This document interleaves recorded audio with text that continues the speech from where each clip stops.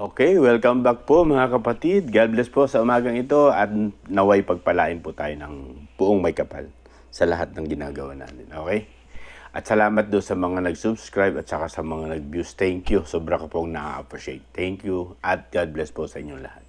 Ang ating pag-uusapan at bibigyan natin ng reaction ay yung kwan lang. Nito. Short video lang tayo mga kapatid. Ito, short video na naman. Tapos ang taga. Okay. Tingnan natin yung reaction na lang natin yung nilabas na mini video. Yung maiksing video nila BP Sara at saka ni Senator Amy Marcos. Di ba?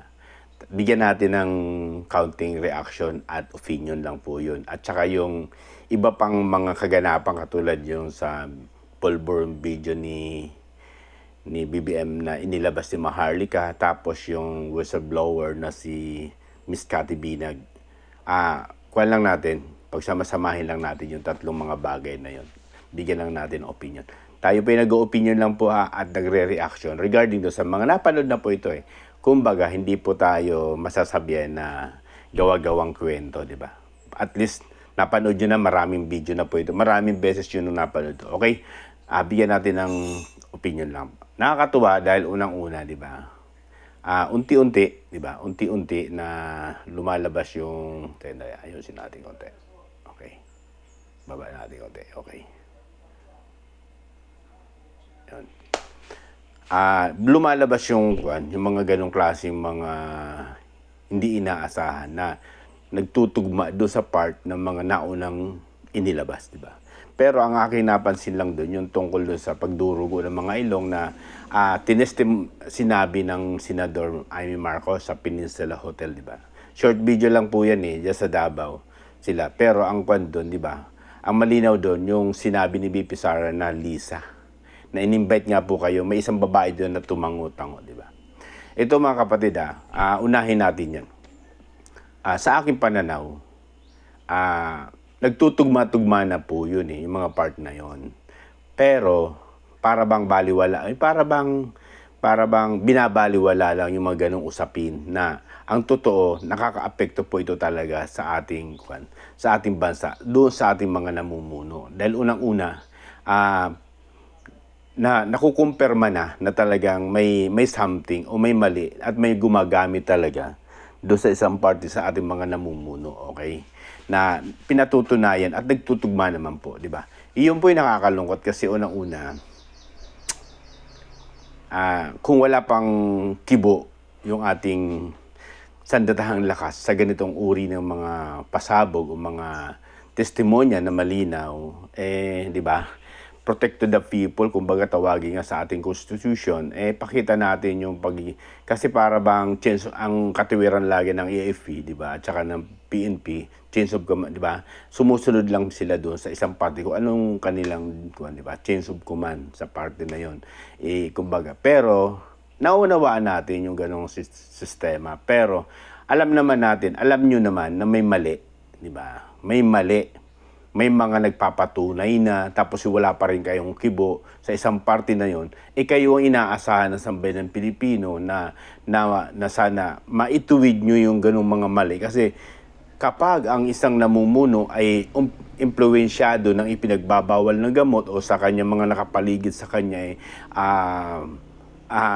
may something o addictus sa isang parte na pinagbabawal ng gamot, parang hindi magandang ehemplo sa ating bayan. Dahil unang-una, sila ang dapat nauuna o sila ang unang-unang sumusunod sa alituntunin o sa mga patakaran ng ating bayan. Yung maging maayos at walang itinatago, di ba? Pero base doon sa napanood natin ng video, maliwanag na mayroon talagang something, di ba? Na sabi nga, ay, wala yan.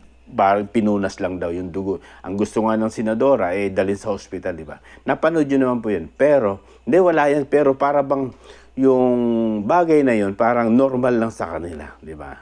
Normal lang sa kanila yung mga ganong sitwasyon.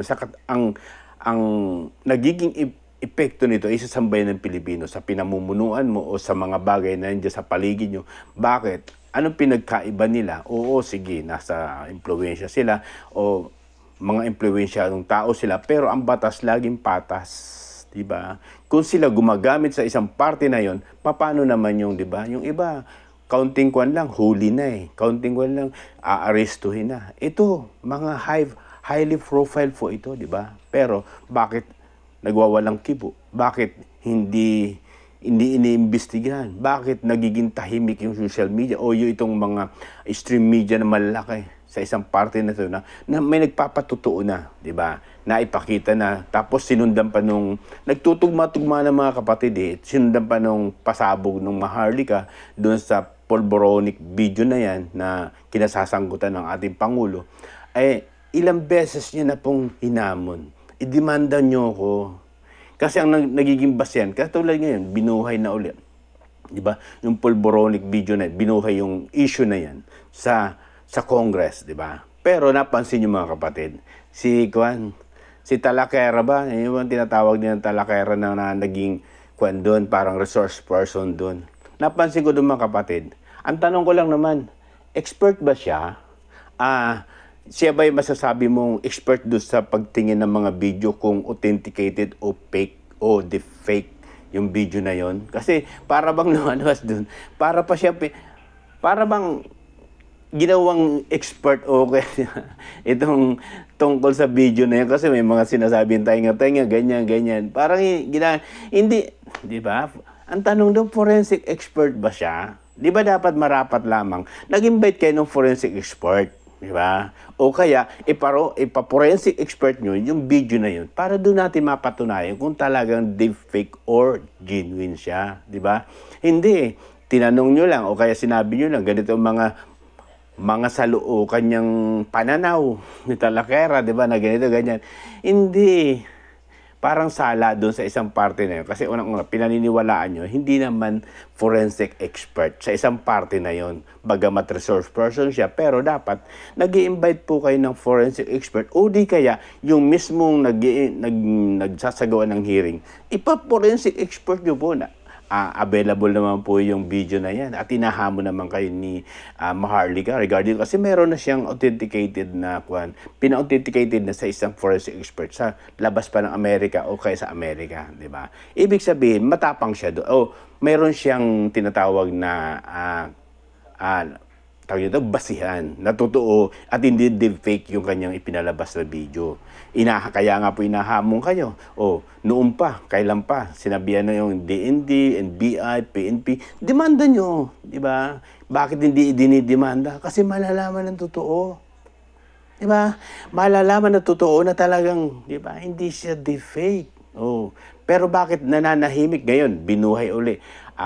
Bahala na daw yung NBI sa isang party kung yung magpapalabas. Kasi mayroon na namang panibago yung pasabog itong Maharlika na may bagong, di ba? May bago siya na pulburon video na nag-uugnay sa ating Pangulo kay BBM, di ba? Mayroon na naman. Bahala na daw. Bahala na mag-demand. Hindi. Kung talaga malinis ang layunin nyo, di ba? Yung video na naunang inilabas ni Maharlika, di pa, forensic expert nyo. Ipa-examine nyo yan kung totoo yung mga video, yung totoo ba na hindi siya deepfake, o deepfake ba siya, o original ba siya. Ganon lang. Hindi. Nagpatawag kayo ng sa Congress, tapos yung isang tao na dating addict, at inamin niya naman, di ba? Dating gumagamit, di ba? Tapos, aalamin nyo, itatanong nyo kung anong mga bagay na parang isinagawa, tapos para bang may mga, hindi naman siya forensic expert eh. Malinaw yun, di ba? Ipa-forensic nyo para magkaalaman, at saka i-demanda nyo si Maharlika para magkaalaman. Pero ba't hindi magawang maidemanda? Kailan pa yun? Hinahamon na sila. Kasi nga, magkakaalaman. Magkakaalaman kung totoo, hindi. Laglag sila dyan. Kasi unang-una may hawak na si Maharlika, di ba? Ng authenticated na video na yun. O di magkakaalaman at magkakaroon ng tuldok sana. Pero ba't hindi mademanda? Dahil alam na natin na magkakaalaman at lalabas ang totoo, di ba? Isa pa, di ba? Inuugnay-ugnay lang natin. Yung Miss Cathy Binag, mismong mata niya, siya mismo nakapag-experience na inalok siya. O, di ba? Yung mga, kung pagtutugma-tugmain mo, di ba? At yung mga bagay na yan, dapat nagkakaroon na ng conclusion o nagkakaroon na ng tinatawag yung AFP, yung mga namumuno o sa mga sa ating mga alagad ng batas na marami na nagpapatotoo. Ito mismo nga, di ba? Miss Cathy Binac, inalok pa siya, di ba? O di ba? Ganun lang kasi, ganun lang 'yon. Ibig sabihin, personally, siya mismo ang kausap, mismo siya nakakita sa CR, di ba? Ganun lang. O tapos wala pa rin kibo yung AFP o PNP. Sa ganun, tinatawag chains of command pa rin, di ba? Katungkulan nyo na proteksyonan ang mga sambayan ng Pilipino sa namumuno na hindi karapat-dapat. Pero hindi ko sinasabi na totoo na, di ba? Ipa-forensic expert nyo yung video na yun para magkaalaman, di ba? Tapos ngayon, naglabas ng video, ng short video sa VP Sara at saka mismong kapatid ng Pangulo o si Amy Marcos, di ba? Tapos, yan, parang baliwala pa rin. Kumbaga, deadma pa rin sa isang parte na alam natin may mali. Mayroon talagang nagaganap na ganitong sitwasyon. Talagang masasabi natin na gumagamit ng pinagbabawal ng gamot. O ba't hindi natin mapwersa? O ba't hindi natin ma-request na di ba? Mag-follicle heart test. O ganun lang kasimple. Dahil unang-una, mawawala lang yung usapin na yun. Matutuldukan lang yan kapag isinailalim sa tinatawag na drug test o follicle heart test ang isang pinagbibintangan na. Kasi unang-una, di ba, kailangan mo pagtiwalaan bilang leader, di ba? Pero kung yung isang leader ay isang bahagi rin na gumagamit ay pinagbabawal ng gamit, saan patutungo ang ating bansa, ang ating bayan? Hindi ako sa isang parte na ano paman, para matuldo ka na, di ba? Magpa-drug test ka, magpa-follicle health test ka, o di maliwanag, pag pumasa yan, o kung naging negatibo, isampal natin sa pagbumuka nila, di ba? Pero bakit hindi tinatanggap yung challenge? Kasi nga, doon nangyayari tuloy, nagiging buo na sa ating isipan na totoo ang bintang sa'yo o yung paratang sa'yo na ikay adik o ikay gumagamit na pinagbabawal ng gamot. Kung iiwasan mo yung ganito, kaya may hamon si VP Sara, lahat. Uulitin niya yung lahat ng test sa kanya. Kaya lang lahat. Mula sa kanila, Pangulo hanggang pababa, magpa-drug test lahat. O di ba? Pero ba't hindi tinatanggap yung challenge? Iyon ang malaking tanong. Bakit? Magkakaalaman nga na talagang totoo. Kasi unang-una, marami naglabasan. Yung mga news na lang sa, di ba, sa Los Angeles, ang kaganapan ng ating First Lady, may isang OFW na nagpapatunay. Nakuha niya na sa archive ng police station ng Los Angeles yung resulta. Na base sa kanya, di ba? Base sa kanya, nagpositibo. Pero bakit hindi inilalantad yan? O bakit sinasabi na nandito na? Pero base doon sa huling video ng OFW, nandito na ang ating First Lady. Pero pansamantala lang daw na pinalalayo. Pero hindi natin alam. Pero itong ang aking pinagtataka, bakit hanggang ngayon nananahimik ang ating mga alagad ng batas? Hanggang ngayon nananahimik ang ating Armed Forces of the Philippines. Ganito, ang dami na nagpapatunay, ang dami na nagsasabi. Hanggang ngayon, di ba, marapat lang. Kung hindi mo man i-request nyo, sir, para matuldo ka na to, di ba? Kunin mo, sagutin mo yung challenge, magpa-hair follicle test. Di ba? Ganun lang. Kasi unang-una kayo namumuno.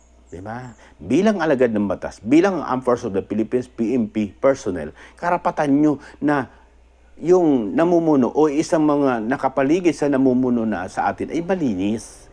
Para doon tayo, kasi ang magiging mga kapatid anong bansang mayroon tayo kung yung isang parte na yun, di ba, lulong sa ipinagbabawal ng gamot ang ating namumuno. Diba? Kaya dapat matuldukan na to. Sa mga naglabasan, kay Maharlika, diba? Video niya, kay Cathy Binac personally, tapos ngayon lumabas yung video na VP Sara at saka ni Amy Marcos na talaga nakita niya na dumudugo yung ilong. Last na appearance ng ating Pangulo, dumudugo yung gums, diba? Hindi ba nababahala o hindi ba pwedeng gumawa ng isang aksyon o isang pamamaraan para matuldukan na to? Di ba? Para naman yung ating bansang Pilipinas mailigtas doon sa isang parte na ang namumuno ay talagang inaakusahan allegedly, inaakusahan na adik o inaakusahan na gumagamit ng pinagbabawal na gamot. Maging yung kanyang mga nakapaligid sa kanyang circle na bilang mga kabinete, ay inaakusahan na gumagamit din. Di ba? Tinatawag nga ng Voltes 5, di ba? Kabahagi dyan. Yung tinatawag na itong si Lagdameo, di ba? Pero laging questionable. Ba't hindi natin masabi o ma-required na magpa-test na kayo para matapos na yung usapin na to. Para matapos na yung mga alingas-ngas kung talagang negatibo o positibo kayo. Bilang alagad ng batas, katungkulan nyo po yun na proteksyonan yung sambayan ng Pilipino. Kasi nakalagay naman yan sa Constitution ng ating 1987, protect to the people. Eh, mapoprotektahan ba yung mga Pilipino kung ang namumuno ay gumagamit na yung pinagbabawal na gamot? Diba? Tapos sasabihin ng ating PNP chief, ay nagpapahaba lang ng oras. Anong klase? Pulis, PNP chief ka. Kaya naman daw kasi nagpapahaba ng oras kayo gumagamit. Hindi raw adi. Kaya nga gumagamit yan eh. Kasi nga adi. Diba? Lulong sa diba? Tapos sasabihin, nagpapahaba lang ng oras para kaya gano'n ang parang taliwas. Kaya mga kapatid, sana makita na ng ating namumuno o ating magboluntaryo na magpa-hair follicle test talaga. China-challenge nga po kayo ito, di ba? Ilang personalidad na ang nagpapalabas. Pero nananahimik pa rin ang ating Armed Forces of the Philippines, PNP. Yung namumuno ay ganito. Questionable. Bakit hindi natin maituwid? Marami na nagpapatunay, marami nagsasabi, di ba? O, bakit hindi natin mapursigi? Bakit hindi natin mapakiusapan? O, sige, ganito. Kasi nga, ikaw ang namumuno, kayo ang namumuno sa ating bansang Pilipinas, tapos kayo lulong sa ipinagbabawal na gamot. Huwag ganun. Samantala yung mga ordinaryong mamamayan, makita lang na may hawak, arestado na. Makita lang na ganun, ikukulong na. Paano naman yung ganyan? Nakikita naman o may mga ganyang usapin. Bagamat hindi natin masabi kung totoo o talagang allegedly, ba't hindi natin i-required na magpa-hair follicle test? Panawagan na ng sambayan ng Pilipino yan, pero inilulusot kung sino daw ang nananawagan. Di ba? Itong testimonya o first conference ni Claire Castro nung tanungin siya ng reporter ng Net25, di ba? Inililiko di ba? Karapatan namin bilang mamaya, makita namin at yung namumuno sa amin ay matuwid. Ang namumuno sa ating bansang Pilipinas ay malinis. Hindi impluwensyado na ipinagbabawal ng gamot. Karapatan namin yung mamamayan. Bakit? Ikaw ang namumuno. Saan mapupunta ang sambayan o mapupunta ang Pilipinas kung isang namumuno ay talagang gumagamit? Kung totoo nga na hindi ka gumagamit, hindi mag-hair follicle test ka. Tapos ang kaso, matutuldukan ng lahat. Diba? Ganun lang. Yun lang napapansin ko mga kapatid, nakakalungkot. Ang ating Armed Forces of the Philippines, nananatiling tahimik. PNP marami na nagsasabi na gaganito. Ba't hindi natin maimbestiga? Bakit hindi natin mapursige? Panawagan natin. Sir, magpa-hair follicle test kayo. Kasi unang-una, yung tiwala ng sambayan ng Pilipino, di ba, wala na huling survey, 25 ka na lang. Trust rating mo, di ba? Titamba 14. Ito sa False Asia. Tapos yung BP Sara 61. Di ba? Nasaan na? Nawala na yung tiwala ng sambayan ng Pilipino, tapos nananatili kayong tahimik ang Forces of the Philippines, PNP. 25 na lang, pababa na ng pababa yung trust rating ng ating Pangulo. Gumawa kayo ng isang paraan na legal na para malaman ng sambayan ng Pilipino kung totoo nga na gumagamit na pinagbabawal ng gamot ang ating leader, ang ating namumuno, ang ating Pangulo. Gumawa kayo ng paraan na legal na hindi siya mabiktima ng mga ilikuan na kung totoong negative siya, di ba? Ganun lang kasimple. Pero wag tayo maging bulag-bulagan lang o mananahimik na o magiging pepin sa isang parte na alam naman na marami nagsasalita, marami nagtatanong. May video, ba't hindi nyo pa forensic expert? Ganun lang ang side ko mga kapatid, bilang sambayan ng Pilipino. Gusto ko rin malaman kung totoo hindi na gumagamit siya na ipinagbabawal ng gamot. Nagturugo na yung gams. Minsan, di ba, kaya nakakabahala yung isang parte na to na alam yung mga namumuno natin, ganun-ganun na lang. Diba? Samantalang pag ordinaryong mamayan, ikukulong. Ihuhulihin. Ito mga high profile na to. Mga malulupit yung mga ginagamit dito. Diba? Kukako. Diba? Nakakawalang gana. Kaya panawagan sa ating Armed Forces of the Philippines, PNP. Hindi ko sinasabi na pwersahin nyo sa empire. Hindi. Gumawa kayo ng isang legal na pamamaraan na hindi naman mabibiktima ang ating BBM o ating Pangulo sa isang parte na, di ba, na maging maayos yung pagsusuri, na hindi siya maagrabyado. Kung talagang negatibo, di ayos. Kung positibo, di dapat nating alisin kasi unang-una, namumuno ka. 25% na lang po. 20 survey. Napakababa na. Iyan yung pinakamababa na po. Dadaos-dos pa yan. Nasaan na?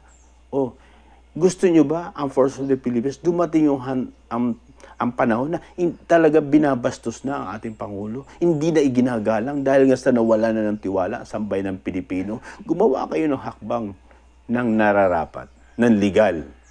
Hindi pwedeng maapektuhan din ang ating Pangulo na maharas o isa sa parte. Yung basta yung legal. Diba? Ganun lang. Ipakita sa sambayan ng Pilipino na ganito. O, malinis siya. O, ito. Kung sakali man nagpositibo, ay di-rehab natin.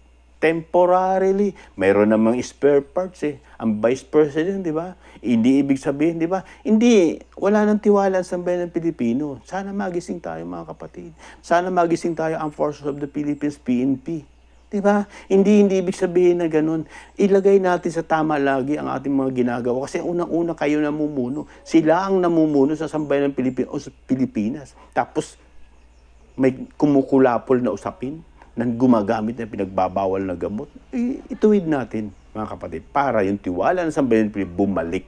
Pero ang akin lang, ipakita yung transparent, tama, walang pagtatakpan. Ganun lang. Madami nagsasabi. Marami na nagsasabi. Patunayan nyo, maglingkod kayo sa sambayan ng Pilipino na naayon sa yung tungkulin, sinumpaan nyo sa saligang batas, Armed Forces of the Philippines. Protect to the people. PNP, di ba? Protect to the people. Protektahan mo nyo. Protektahan nyo ang sambayan ng Pilipino sa mga leader na ganito. Kung siya'y malinis, di tuloy, di ba? Ganun lang mga kapatid. Sana nabigyan natin ng kaunting reaction kasi nakakalungkot. Laging question, napakalaking tanong lagi, hindi na mamatay-matay yung issue na yan.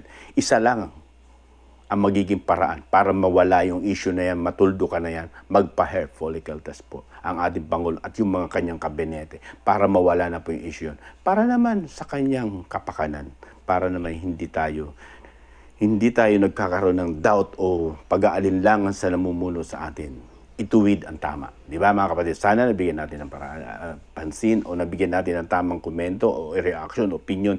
Hindi tayo umuhusga sa isang parte, pero itama lang. Salamat at God bless. Basta lagi ko sinasabi, pag mali, mali. Pag tama, doon tayo kita-kita.